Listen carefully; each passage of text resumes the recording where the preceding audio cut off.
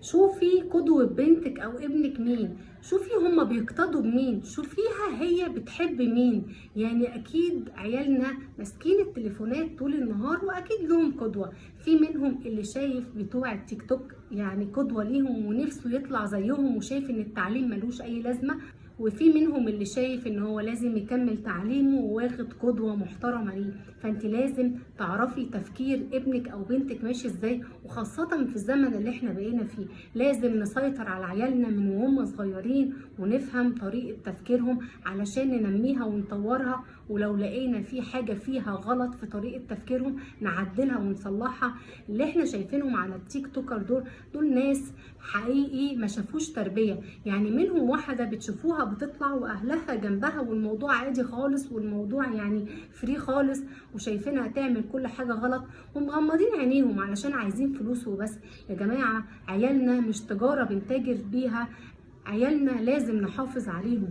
قومي شوفي ابنك او بنتك بيعمل ايه، بيتفرج على مين، قومي اتكلمي معاها واتكلمي معاه وافهمي طريقة تفكيرهم عاملة ازاي علشان تلحقيهم من وهم صغيرين، علشان لو كبروا هتبقي فقدتي السيطرة عليهم تماما. يا جماعة اهتموا بعيالكم، صدقوني صدقوني هو ده الكنز اللي احنا بنكنزه علشان نكبر.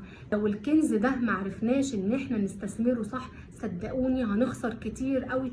زي بنات وشباب كتير قوي بنشوفهم على التيك توك وعلى المنصات بيعملوا حاجات يعني لا تناسب الشرع ولا الدين ولا حتى المجتمع. احنا بقينا نشوفهم مش مصدقين منهم، احنا بقينا نشوفهم حقيقي في اشمئزاز، يعني عارفين ان هو احنا متضايقين من تصرفاتهم، ولكن احنا مش بايدينا نعمل اي حاجه غير ان احنا نسيطر على عيالنا ونربيهم ونحسن تربيتنا فيهم.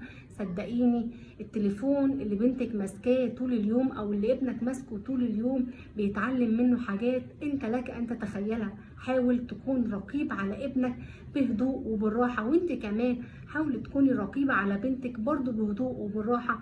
مش لازم العنف والشديه في التربيه، لان لو ربنا عيالنا على الطريقه دي صدقوني مش هنعرف نسيطر عليهم. وربنا يحفظ بناتنا واولادنا كلهم يا رب في الايام اللي بقت فعلا صعبه، وربنا ما يعلم، وربنا يحفظ بناتنا وشبابنا في الايام دي، لان الايام دي بقت صعبه قوي، وبقت الشباب والبنات همهم ان هم يجيبوا فلوس سواء بطريقه شرعيه او غير شرعيه. هم اهم حاجه عندهم ان هم يجيبوا فلوس وبس، لان شايفين بتوع التيك توك والمنصات بيعملوا اي حاجه علشان يجيبوا فلوس. ربنا يحفظ عيالنا.